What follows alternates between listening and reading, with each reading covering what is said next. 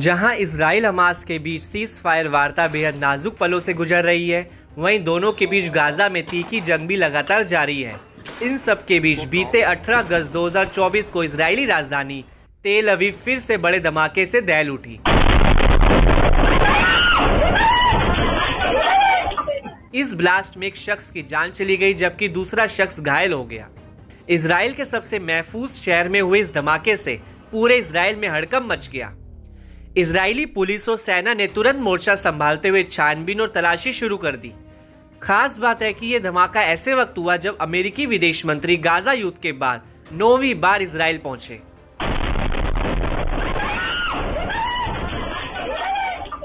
हालांकि अब तेल अवीव पर हुए धमाके की जिम्मेदारी ले ली गई है। हमास की मिलिट्री विंग अल कसम ब्रिगेड और फिलिस्तीनी इस्लामिक जिहाद आंदोलन की मिलिट्री विंग अल कुदस ब्रिगेड ने 18 अगस्त 2024 को तेल अवीव में शहीद ऑपरेशन की जिम्मेदारी ली। दोनों गुटों ने अपने ज्वाइंट स्टेटमेंट में बताया कि 1948 के कब्जे वाले फिलिस्तीनी इलाकों में शहादत अभियान तब तक सबसे आगे रहेंगे जब तक इजराइल के नरसंहार, नागरिकों का विस्थापन और हत्याएं जारी रहेंगी। फिलिस्तीनी प्रतिरोध की ओर से सालों से इस तरह के शहीदी अभियानों को अंजाम तक नहीं पहुंचाया जा रहा था।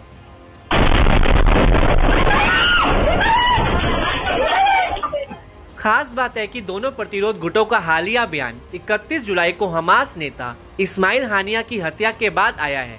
हालांकि ईरान में हानिया की हत्या के आरोपों को ना तो इजराइल ने कभी माना और ना ही इनकार किया है। इजरायली मीडिया की ओर से शेयर किए गए वीडियो फुटेज में कथित हमलावर को विस्फोट से ठीक पहले एक बड़ा बैग पहने हुए सड़क पर चलते हुए दिखाया गया है। सरकार के प्रवक्ता डेविड मेंसर ने कहा कि एक शख्स विस्फोटकों से भरा बैग ले जा रहा था, लेकिन विस्फोटक को घनी आबादी ले जाने से पहले इसमें विस्फोट हो गया। बता दें कि धमाका इतना जबरदस्त था कि इससे जुड़ा एक सीसीटीवी भी सामने आया है, जिसमें ब्लास्ट होते हुए कई लोग डर जाते हैं और बचने के लिए इधर उधर भागते चिल्लाते दिखते हैं।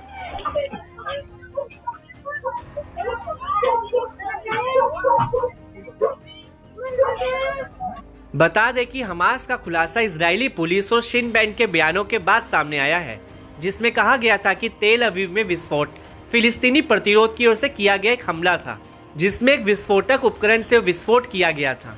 Israeli media times of Israel के मुताबिक शिन बेट अभी भी उस प्रतिरोध सेनानी की पहचान करने की कोशिश कर रहा था जिसने ऑपरेशन को अंजाम दिया था। इजरायली कान अखबार ने दावा किया कि ऑपरेटिव वेस्ट बैंक के नबलस से था, जबकि इंटेल टाइम्स ने इजरायली चिंताओं की सूचना दी कि फाइटर अपने दम पर काम नहीं कर रहा था। इस बीच येडिएट अहरनोत ने कहा कि इजराइल को वेस्ट बैंक के युद्ध में बदलने का डर सताने लगा है। हमास मजबूत हमलों को अंजाम देने के लिए 10वीं ब्रिगेड की भर्ती और फंडिंग कर रहा है, साथ ही विस्फोटक उपकरणों का इस्तेमाल और रॉकेट बनाने की कोशिश कर रहा है।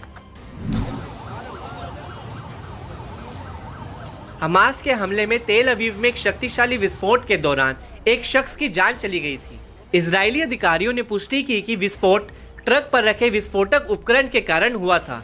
ये घटना जो शहर के एक व्यस्त इलाके में हुई, जिसने पुलिस को बड़ी जांच के लिए जोर डाला है, जो हमले के पीछे संभावित मकसद की तलाश कर रहा है।